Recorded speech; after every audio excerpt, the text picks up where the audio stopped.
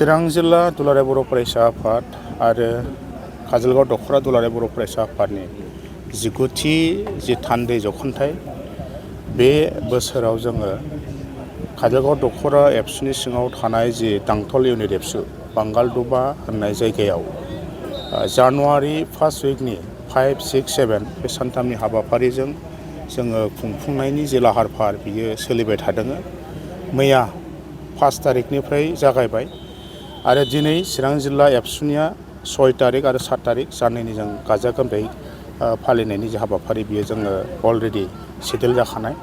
बे हिसाबै दिनै गिबि चिरां जिल्ला एबसुनि हाबाफारियाव फुंनि 10 रिंगानिफ्राय जोहोलाव सोमला बसुमतारिनि मुङाव भलिबल बादायलायनाय बियो सोलिदों आरो बे बादायलायनायाव चिरां जिल्लानि सिङाव थानाय गासै मोनस्नि दख'रा आरो बङाइगाव कलेज एक्सट्रायै जों होनाय जादों।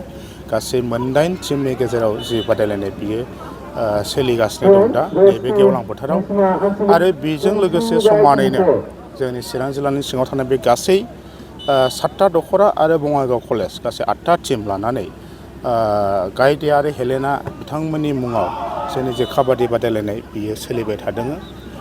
बे हाबाफारिया दासिम जोङो मावबाय थानाय जादों आरो बेनि अनगायै हाबाफारि बायदि एखे टाइमावनो 10 रिंगानिफ्राय जि गेवलां जि डायास बेवहाय जोंनि फरायसाफोरखौ लानानै कलेजनि इउनिभारसिटिनि हायार सेकेन्डारि आरो 9, 10निफ्राय आरम्भ खालामनानै मोनसे थुनलाइयारि आयदानि बादायलायनाय लिटारेरि जि सेक्सननि कम्पिटिसन बेबो सोलिबाय थादों। दिनै बियो जाबाय थादों दा बर्थमान। बिनि उनावहाय जोङो आफादारि बिथिं जोङो सावरायनाय जोंहा थागोन गासै मोनस्नि दख'रा आरो कलेजनि इउनिभारसिटिनि फरायसाफोरखौ लानानै। बे सावरायलायनायाव आथिखालाव बर' माहारिनि बायदिसिना जेंना जेंगोना सोलोंथाइनिफ्राय आरम्भ खालामनानै दिनै सोलोंथाइयावनो गोबां जोंनाव जेंनाफ्रा दङ। बायदि रोखोमनि जाय जेंनाखौ दिनै बुंनानै फोजोबनो हानाय नङा। बेहाय जोङो सिरियासलि सावरायगोन आरो फैबाय थानाय समाव बे सानथामनि हाबाफारिजों चिरां जिल्लाया सोलोंथाइ बिथिंनि गोबां आयदाखौ जों सावरायनानै रायजो राजानि गेजेराव थांनानै फरायसाफोरनि गेजेराव थांनानै फोरोंगिरिफोरनि गेजेराव थांनानै जोंनि जेंनाखौ सुफुंनायनि जि बेबस्था जि राहा बेनि थाखाय जोङो थांखि लागोन। बेखौ जोङो गोख्रोङै नोंथांमोननो जों दिनै फोसावदों। बेनि अनगायै जोङो हाबाफारि बायदियै मोनाबिलियाव जोंहा बर' माहारिनि गेजेराव गोजोन आरो खौसेथि बेखौ जों थांखिनानै जे आलारि बाथि फोजोंनाय दङ बे हाबाफारियाबो जागोन आरो बे जोबनायनि उनाव जोंनि जे डेलिगेट बियो हरसे सोलिगोन। बेवहाय गोबां रोखोमखौ सावरायगोन होननानै नोंथांखौ दहाय बुंबाय। हारि दानायनि बाथ्राखौ लानानै हारिमुनि, खेला दुलानि, सोलोंथाइनि बायदिसिना जोंनि समाजनि दिनै चिरां जिल्लायाव गोबां जेंनाजों जों मोगा मोगि जानानै दं। जोंनि सा ओनसोलाव रायजो जानाय दिनैबो हानि जेंना दिनै जानानै दं। दै गोग्गो दै मोनलोङाखै। स्कुलफोरनि जेंना दिनै गभमेन्ट स्कुल गैया। बाहाय गोबां भेन्सार स्कुल दङ। बायदि रोखोम दिनै जोंनि फरायसालि बर' बिजोंनि जि गुदि फरायसालिफोर बाहाय फरायसानि अनजिमाया खमायलांबाय। दिनै मार्जारनि लिस्ट जोंनाव फैदों। एमालगेमेसन सोलिबाय थादों। दिनै टिचार्सआ जोंनाव थोजासे गैया। सिंगेल टिचार इभेन 0 टिचारसिम दङ। दा बेफोरनि थाखाय जोंनि चेलेन्ज आरो बे चेलेन्जखौ लानानैनो जोङो दुलाराय बर' फरायसाफोरा खुनु मेंनाय खुनु जिरायनाय गैया। जोङो बेखौ जेरैखिजाया जोंनि जि संबिधाननि जि अधिकार सोलोंथाइखौ लानानै दिनै जिहेथु सोलोंथाइया सासे मानसिनि थाखाय मोनसे फान्डामेन्टेल राइट्स जाबाय। बेखौ मोननांगौनि थाखाय सरकारजों जोङो मोननांगौनि जे बेबस्था बेखौ जों लागोन। बेखिनि बाथ्राखौ जों फोसावदों। गाबोन जोङो फुंनि 10 बाजिनिफ्राय आरो जोंनि बर'नि माहारियारि बाद बा बायदिसिना बर' हारि रैखाथिनि बर' हारि जोंनि सिनायथिनि बाथ्रा जोंनि थामोनथायनि बाथ्रा बेखौ लानानै जोंनि समग्र चिरां जिल्ला ओनसोलनि फोरोंगिरि समाज जोंनि गामिनि दैदेनगिरिफोर बायदिसिना दल संगठन आफादफोरनि दैदेनगिरिफोर आइजोफोर बिथांमोनखौ लानानै सिरियास मोनसे हारि दानायनि सार्थआव जोङो मोनसे सावरायमेल दङ 10 बाजियाव बेबो थिग खालामखानाय आरो बेजों लोगोसे 10 बाजियाव आरो जों गुबुन मोनसे जायगायाव गेवलां मेलाव जों आरो सेमिनार लाबावदों जे आथिखालाव बर' बिजोंखौ लानानै जोंनि साफ्रोमबो बर' फरायसाफ्रा फैबाय थानाय समाव बे मुगायाव जि ग्लबेलाइजेसन जि मुलुग बेजों गोरोबनानै बोरैहाय जोंनि हायार इडुकेसनखौ लांनो हायो क्वालिटि इडुकेसन बा स्किल जोङो जानो हायो, साख्रि मावनो हायो, बे बाथ्राखौ लानानै सिरियासलि इडुकेसननि सायाव जोंहा सावरायनांगौ दं आरो बे सेमिनारा बेबो थिग जाखानाय।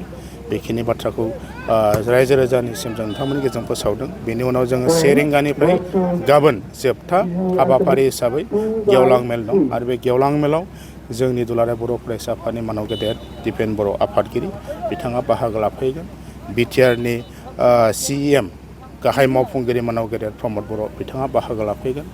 आथिखालनि जोंनि नायल' जाल' बर'नि सासेल' MP रायजो सभानि रोंगोरा नार्जारि बिथाङाबो बाहागो लाफैगोन आरो जोंनि गोबां दल संगठन सानसुमै गोरों गोरा आरो गोबां जोंनि साक्सेस जानाय स्टुडेन्टफोर बे बिथांमोनखौ जों लिंनानै गाबोननि जि गासैबो हाबाफारिखौ जों जाफुंनायनि बेबस्था बेखौ लानाय जादों। जोंहा बुंनो थाङोबा दुलाराय बर' फरायसा हिसाबैनो समाजखौ बोरै गोग्गो खालामनांगौ बेखौ नोजोर लाखिनानै दिनै गेलेमु बिथिङाव जोबोद खामानि मावबाय थादों। मानो होनोबा जोंनि लाइमोनफ्रा मोजां हाबानिफ्राय एरायनानै गाज्रि हाबायावसो बांसिन जगदान जानायखौ नुबाय थादों। दा बिथांमोनखौ बोरैहाय राइट ट्रेकआव लाबोनो हायो, मोजां लामायाव लाबोनो हायो, बिनि थाखायनो दुलाराय बर' फरायसा आफादा मावबोबाय थानायखौ जों नुबोबाय थादों। आरो बिनिनो मोनसे हाबाफारि बायदियै दिनै चिरां जिल्ला दुलाराय बर' फरायसा आफादनि नैबे थान्दै जख'न्थाइ बा मोनसे एनुवेल कनभेनसनाव जेनाखि लोब्बा लाखिनानै काबादि आरो बुलुर बादायलायनाय हाबाफारि लादों, बियो जोबोद बाख्नायथाव। मानो होनोबा चिरां जिल्ला दुलाराय बर' फरायसा आफादा दिनै बुलुरल' नङा, जोलुर जेनाखि सेन्ट्रेल कमिटि एबसुआ बादायलायनानै कम्पिटिसन खुंदोंमोन आन्डार 13नि, बेवहायबो चिरां डिस्ट्रिक्टआ चेम्पियन जानो हादों। आरो बेवहायनो BTC निफ्राय होनाय 1 लाख करि जेनाखि बेस्ट प्लेयार जोंनि मानाव गेदेर प्रमद बर' सारा प्रमिस खालामनाय मथे हायेस्ट स्करार आरो बेस्ट प्लेयार 1 लाख करि रां मोनदों। आरो बिथांमोननि कचिंनि थाखाय मा best of the best possibility हाबाफारि लानो हायो बिनि थाखाय सिन्था सरसा खालामबाय थानाय जादों। दा दुलाराय बर' फरायसा आफादनि जेनाखि बिथांखिफोर मावनो लानाय हाबाफोर बेफोरो जाबाय खोब बाख्नायथाव। मानो होनोबा बर' हारिखौ जुदि गेरेमसा हारि खालामनांगौबा जोंहा गेलेमु बिथिं, सोलोंथाइ बिथिं, बेफोर गासैबो बिथिङाव जोङो खामानि मावनांगोन। दा बेवहाय जोङो साफ्रोमबो बर' फिसाया, रायजो राजाया बारसोमफानांगौ। दुलाराय बर' फरायसा आफादनि दैदेननायाव जोङो बयबो ज' खामानि मावनांगौ, हेफाजाब होलायनांगौ। अब्लानो जोङो हारिखौ मोजां फारसे बा गेरेमसा हारि दानायाव जोङो जाफुंसार जागोन होननानै मिजिंथिनो हायो। चिरां हिसाबै माबायदि जौगादों होननानै सानो सारा नैबे बोसोर आरो फैगौ समाव माबायदि जौगागोन नुहुरदों सारा? चिरां हिसाबै, चिरां जिल्ला हिसाबै बेखौनो आं दहाय बुंखादों, जोङो आन्डार 13आवबो चेम्पियन जादों दाख्लैयो फुटबलनियाव। आरो भलिबलावबो मोजां गेलेबाय थादों। निस्सय बिनिफ्रायनो जोंहा चेम्पियन जानानै सेन्ट्रेल कमिटियाव कम्पिटिसन खालामहैगोन। बिभिन्न स्कुल कलेजफ्राव जोङो केरियार काउन्सिलिं बानायनायखौ नुबाय थादों। आरो फिसा फिसौ वार्कशप ड्राग्सनि सायाव मानि सायाव खालामनायखौ नुदों। दा बेफोरखौ नायोबा चिरां जिल्ला दुलाराय बर' फरायसा आफादा खोब एक्टिभ आरो हारिनि जौगानायनि थाखाय खामानि मावबाय थादों होननानै आङो सानो। आरो जोङो बिथांमोनहाल' मावबाय थाबानो जानाय नङा, बिथांमोनजों लोगोसे जोङो साफ्रोमबो बर' फिसायानो बारसोमफानानै जोङो खामानि मावनांगोन।